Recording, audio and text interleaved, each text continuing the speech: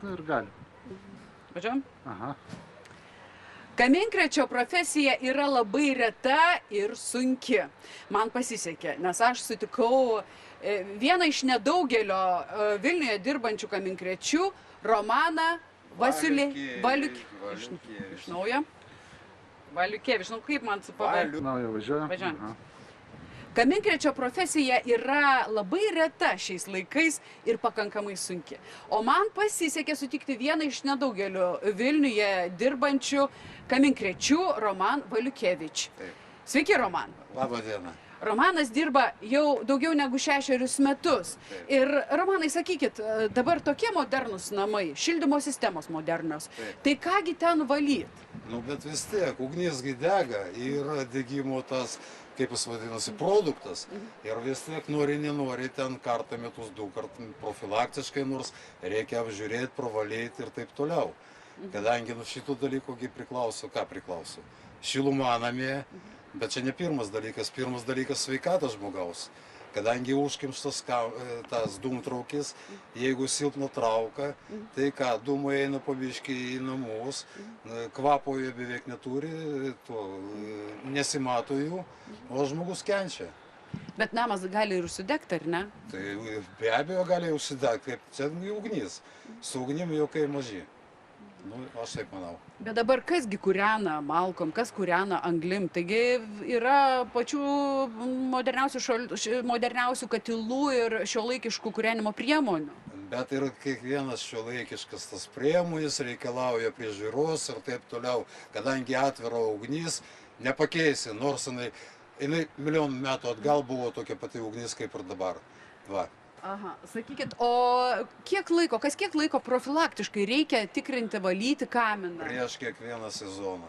Prieš kiekvieną protingas žmogus taip ir daro, kadangi mažiau malkų gaunasi. Jeigu švarus kaminas, trauka gera, reikia mažiau malkų sunaudoti, kad gauti šilumos.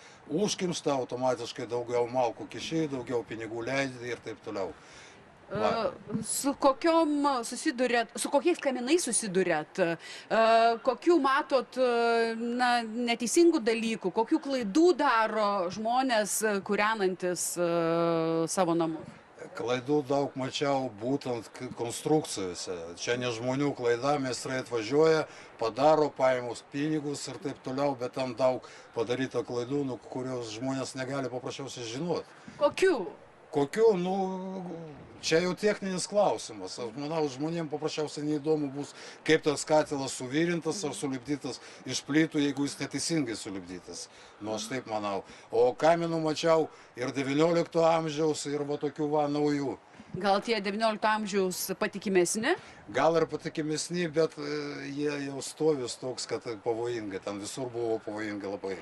Pati kaminai, dūmtraukė, jie vos gyvi buvo. Tai kad nežinau, patikimi ar ne. Prieš porą dienų pas žmogų iš dūmtraukių ištraukiau 4 maišus nuo bulvės.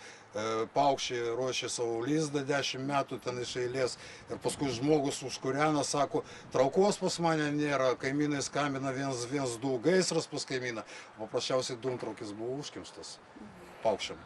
Pats žmogus gali savarankiškai išsivalyti kaminą, ar reikia vis dėlto kviesti kaminkrėtį? Žiūrint, koks kaminas, koks žmogus ir taip toliau, jeigu turi rankos, jeigu nebijo aukščio, tai aišku gali lipti. Bet vis tiek čia reikia, kad padarytų žmogus, kuris supranta tą dalyką ir taip toliau.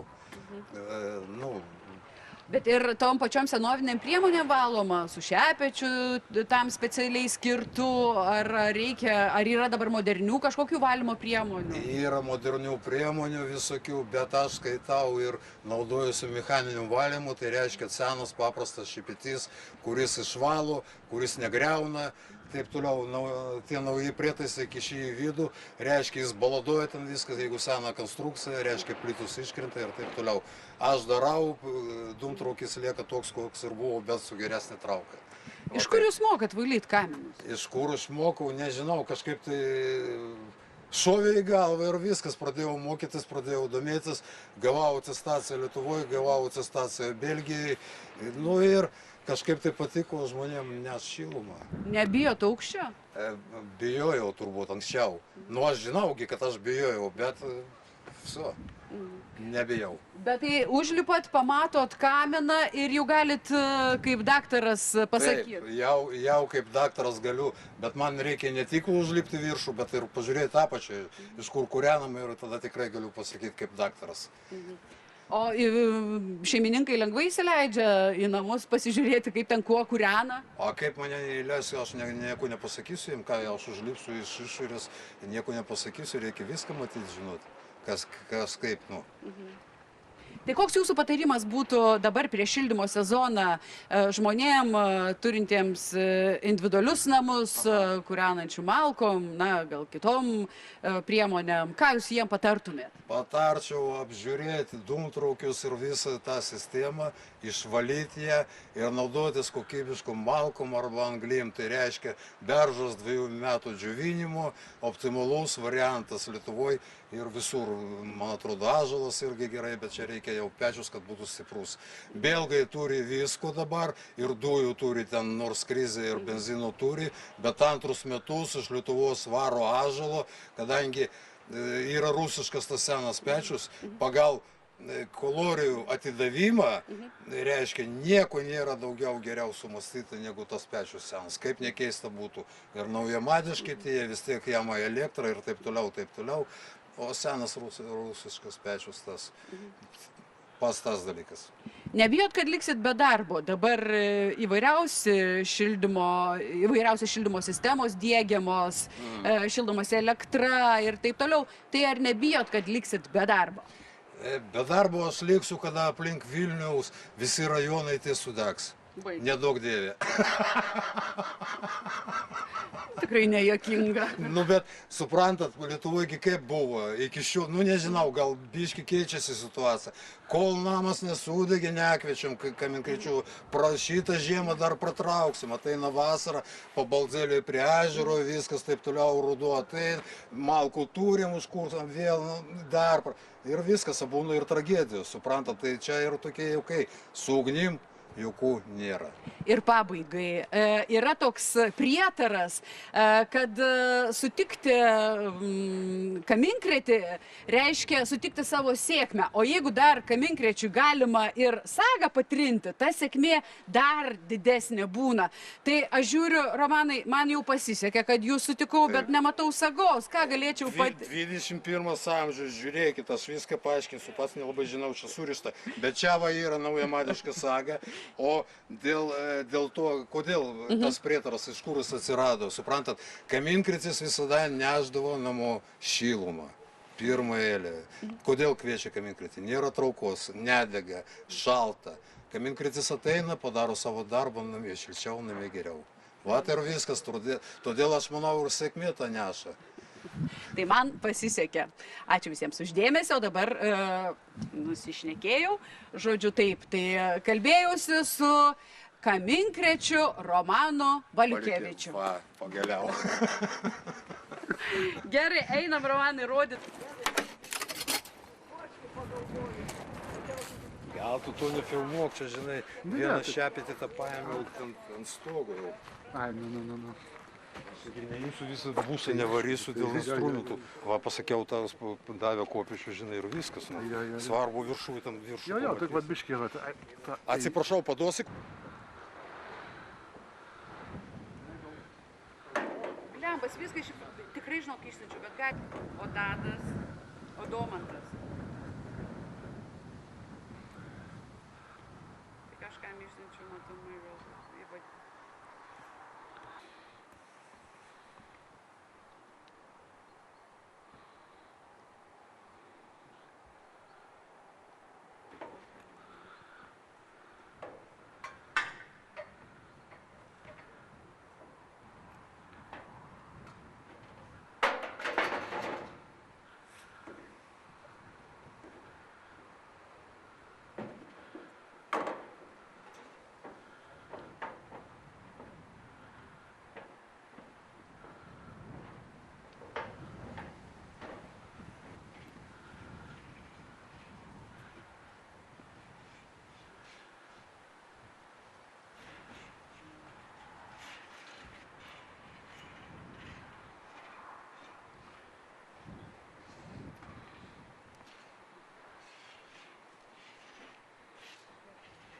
gerai. Aha, biški tą ištraukim, šią petį parodykim. Aš taip apžiūrėsiu dabar, žinai. Geras.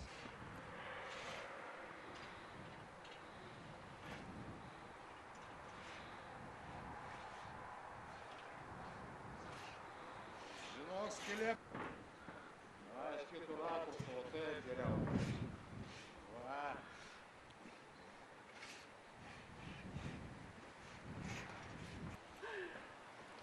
Ir tai labai šilnas, pirtelė, terasa, viskas. Svarbu žolytė ir žiemą šviesų.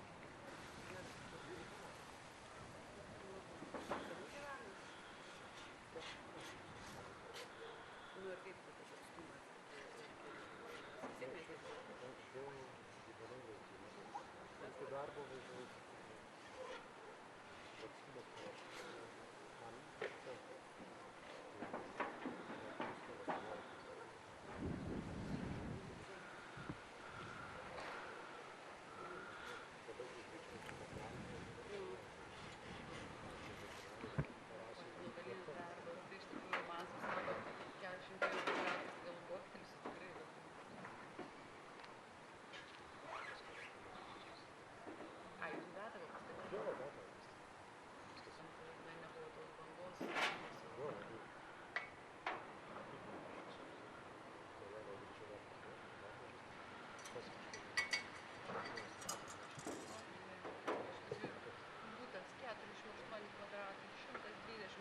Kopėčius be kameros nuleis.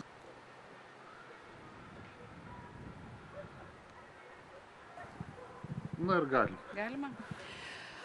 Noriu padėkoti Romanui Valiukevičiui už patarimus. Ačiū ir pabaigai paprašysiu. Žinau, kad sutikti kaminkretį reiškia sėkmę, bet dar didesnę sėkmę reiškia patrinti kaminkrečio sagą. Jūs tų sagų neturi. Tai ką galiu 21 amžius, prašau, viskas vietoj. Taigi, ačiū Jums, o man pasisekė. Ačiū Jums visiems. Nu va. Gerai, kad ranką išmūzinai. Tai viskas.